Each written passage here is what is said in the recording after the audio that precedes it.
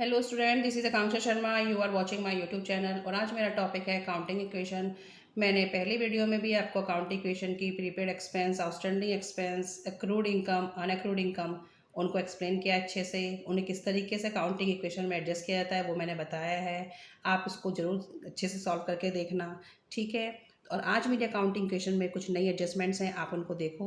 Start करते हैं। Started business with cash for ₹90,000, goods ₹60,000, furniture 30,000, creditor 20,000। क्योंकि अभी तक आपने ट्रांजेक्शन जो की थी उसमें था स्टार्टेड बिजनेस विद कैश, तो ओनली बिजनेस स्टार्ट किया कैश से, तो वहाँ पे आपने कैश बढ़ा दिया एंड कैपिटल। बट अगर क्वेश्चन में आ जाए कि कैश इतने की है, फर्म बिजनेस स्टार्ट कर रहा है कोई बंदा, तो कैश इतने की, स्टॉक इतने का है और फर्नीचर इतने का, क्रेडिटर 20,000 के। इट मीन्स उसकी कुछ लाइबिलिटीज, कुछ ड्यूज भी हैं, तो वो भी वो लेके आ रहा है। तो फर्म के अंदर मैंने पहले से ही क्या करा है, आपको अकाउंटिंग इक्वेशन का फॉर्मेट पहले से पता ही है। Asset equal to liabilities plus capital. Assets के अंदर जो भी ट्रांजेक्शन्स हैं वो आप किसके अकॉर्डिंग रखेंगे, इस क्वेश्चन के अकॉर्डिंग ही आप रख लेंगे, ठीक है।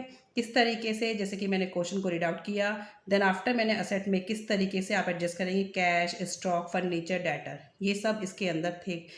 क्रेडिटर लाइबिलिटीज़ में होता ही है, कुछ और लाइबिलिटी आप क्वेश्चन के अकॉर्डिंग मिलेगी तो आप उसको यहाँ पे बढ़ा लेंगे, ठीक है। कैपिटल एज इट इज़ रहती है।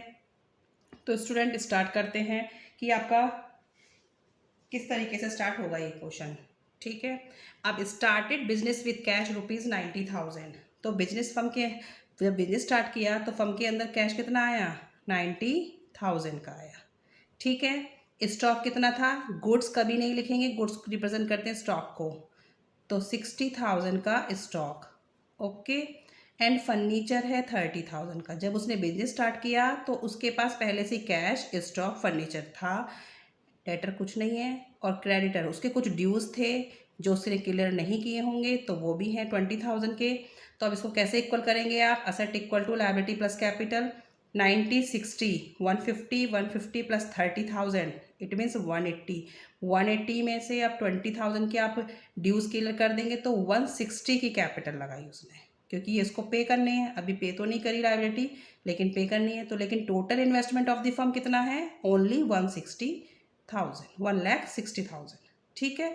समझ आ गई आपको फर्स्ट ट्रांजेक्शन। सेकंड देखते हैं। Goods costing 15,000 sold to Aman for ₹18,000।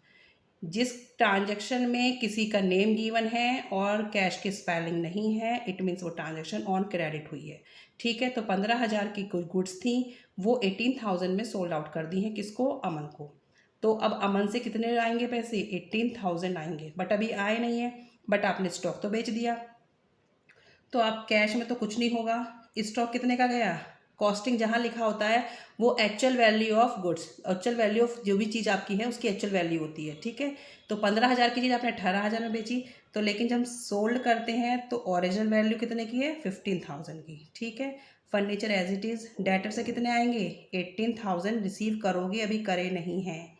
और 3,000 का क्या हो गया है, प्रॉफिट हो गया है, ठीक है। प्रॉफिट कैसे हुआ, 15 की चीज़ आपने 18 में सेल की है, 3,000 का प्रॉफिट। कैपिटल में प्रॉफिट प्लस होता है, लॉस माइनस होता है। मैंने फर्स्ट वाली जो इसकी काउंटिंग क्वेश्चन की वीडियो है उसमें मैंने आपको बताया है कि उसमें किस तरीके से कैपिटल में क्या प्लस और क्या माइनस होते हैं, ठीक है। ये समझ आया, क्योंकि ये ऑन क्रेडिट ट्रांजेक्शन है, कैश नहीं आया है। स्टॉक आपका ओरिजिनल वैल्यू से आप बेच दिया है, तो फिर उसको माइनस कर देंगे। माइनस के लिए मैं ब्रैकेट लगा रही हूँ, साइन चेंज नहीं कर रही हूँ।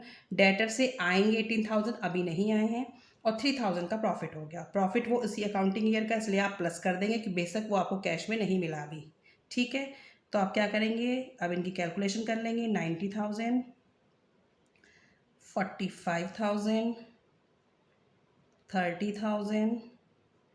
हर दो इक्वेशन के बाद आपको कैलकुलेशन करनी है, ठीक है। ये इसका फॉर्मेट है, आप इसके फॉर्मेट के अकॉर्डिंग ही क्वेश्चन सॉल्व करें। अब नेक्स्ट देखते हैं। Aman paid 16,000 full settlement of his dues of ₹18,000, ठीक है। अमन को कितने देने थे, 18,000 देने थे, बट उसने सेटलमेंट कर दिया कितने पे, 16,000 पे। उसने अपने ड्यूज क्लियर कर लिए 16,000 पे। ठीक है, तो उसने फर्म को 16,000 रुपये दिए हैं, बट देने कितने थे, 18,000 का अमाउंट देना था और फुल सेटलमेंट हो गया।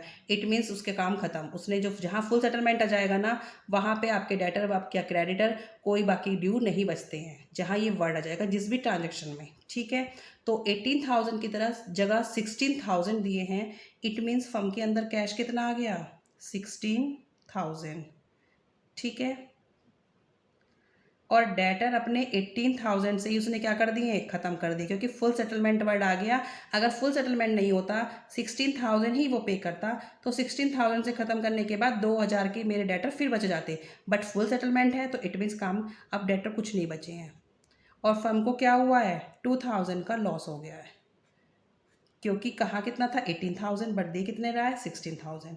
तो कैश आया तो कैश तो प्लस हो जाएगा, क्योंकि आपने गुड्स सेल करी थी, सेल करने में पैसा आता है। और 18,000 के डेटर ख़त्म कर दिए, 2,000 का लॉस हो गया।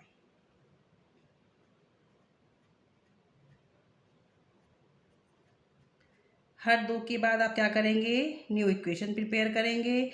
डेटर आपके नील हो गए हैं, क्रेडिटर आपका 20,000 के हैं, एंड यहाँ पे आपका 161,000। आप इनका इक्वल करते चलेंगे, ये इक्वल आ रहा है तो सही है आपका क्वेश्चन। नेक्स्ट देखिए, paid to creditor 19,000 in full settlement of ₹20,000। यहाँ पे भी फुल सेटलमेंट था, यहाँ भी फुल सेटलमेंट है, बट वहाँ पे आपको अमाउंट रिसीव करना था, यहाँ आपको क्रेडिटर को पे करना है। 20,000 की जगह आप 19,000 पे कर रहे हैं क्रेडिटर को। ठीक है, और फुल सेटलमेंट, और वहाँ पे भी फुल सेटलमेंट आ गया, इट मीन्स अपने क्रेडिटर को ख़त्म कर देंगे। अब 19,000 दे के ख़त्म कर देना है। तो मेरे पास से कैश कितना गया, 19,000 का कैश गया, और मेरे क्रेडिटर 20,000 से ही ख़त्म हो गए। जैसे यहाँ पे मैंने डेटर को ख़त्म किया था 18,000 से, यहाँ पे 20,000 से मैंने अपने डेटर ख़त्म कर दिए। बेशक मैंने 19,000 दिए, क्योंकि फुल सेटलमेंट का वर्ड लिखा है। और 1,000 का मुझे क्या हो गया है, फ़ायदा हो गया है, क्योंकि मुझे 1,000 रुपये कम देने पड़ रहे हैं, क्योंकि यहाँ फर्म पे कर रही है और वहाँ पे फर्म रिसीव कर रही थी। या रिसीव, अगर उसने कम रिसीव किया तो उसको लॉस हुआ, उसे कम देना पड़ा तो उसको फ़ायदा हुआ। ठीक है,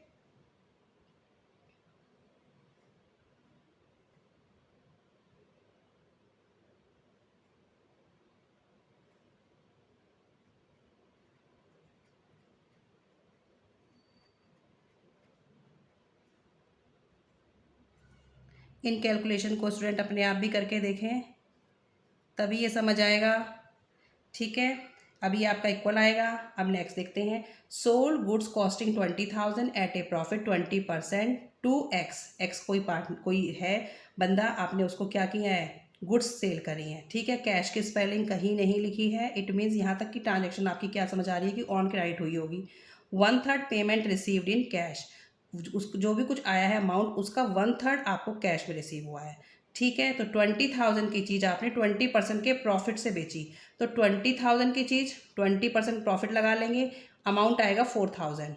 तो इट मीन्स 20 की चीज़ आप 24,000 में बेच रहे हैं, और 24,000 की बेच रहे हैं, तो 24 का आप 1/3 करेंगे। मैंने यहाँ पे किया हुआ है, आप इसको वाइट करके देख लेंगे। 24,000 का 1/3 करेंगे तो 8,000, तो 8,000 रिसीव्ड इन कैश। तो अब क्या करेंगे, 8,000 कैश में रिसीव हो गया, इसको प्लस कर देंगे। स्टॉक कितने से खाली होगा, ओरिजिनल वैल्यू से। ठीक है, और डेटर से कितना आएगा, क्योंकि 20,000 की चीज़ आपने 24,000 में बेची है, 24,000 में से 8,000 तो मिल गए, कितने नहीं मिले, 16,000। तो 16,000 डेटर से आएंगे। कितने का प्रॉफिट हुआ है, 4,000 का प्रॉफिट हुआ है। कैसे हुआ है, क्योंकि 20% के प्रॉफिट से ही बेची है, तो मैंने यहाँ पे कैलकुलेट करके दिखाया, आप चेक कर लेना। ठीक है, आप इसको प्लस कर देंगे, ये आएगा 95,000 प्लस 25,000, 30,000 प्लस 16,000, एंड ये आ जाएगा 166। ठीक है, ये समझ आ गई आपको यहाँ तक ट्रांजेक्शन, क्योंकि 20,000 की चीज़ आपने 20% के प्रॉफिट से बेची, तो पहले आप 20,000 पे 20% का प्रॉफिट कैलकुलेट करेंगे। देन आफ्टर जो अमाउंट आएगा 24,000 आया मेरा, उसका 1/3 करेंगे, 1/3 आया मेरा 8,000, 8,000 कैश में रिसीव, ओरिजिनल वैल्यू स्टॉक से खाली, 16,000 के डेटर आ गए। ठीक है, कि आपको पैसा आएगा भी दिया नहीं है, क्योंकि 24,000 की चीज़ बैठ रही है, उसमें से 8,000 तो आ गए, 16,000 नहीं आए हैं। और 4,000 का प्रॉफिट कैपिटल में प्लस हो गया। समझ आ गई? ठीक है। स्टूडेंट इस वाली ट्रांजेक्शन को अपने हाथ से कैलकुलेट करके देखें कि मैंने किस तरीके से इसको कहाँ पे कैश में प्लस किया है, कितना स्टॉक से माइनस किया है, ये आप खुद करके देखें। ठीक है। आगे देखते हैं रिसीव्ड कमीशन 3,000। कमीशन रिसीव हुआ है, कमीशन रिसीव्ड इन एडवांस, ये चीज़ अलग होती है, but received commission, received interest, received rent, ये सब सिंपल इनकम है। और इनकम क्या करती हैं? कैश को बढ़ा देंगी और कैपिटल को बढ़ा देंगी। तो 3,000 आप अपनी कैश में प्लस कर देंगे, इसके लिए कोई कॉलम नहीं बनेगा क्योंकि ये सिंपल कमीशन है, कमीशन रिसीव्ड इन एडवांस नहीं है। ठीक है। 3,000।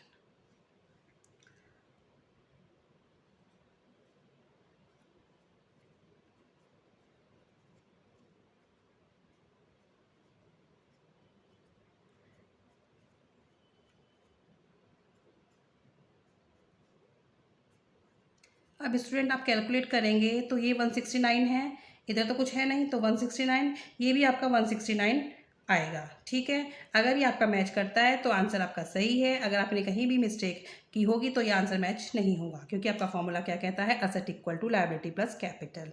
स्टूडेंट इस ट्रांजेक्शन्स को अपने आप करके देखें, ये बहुत अच्छा क्वेश्चन है। ठीक है। Okay, thank you.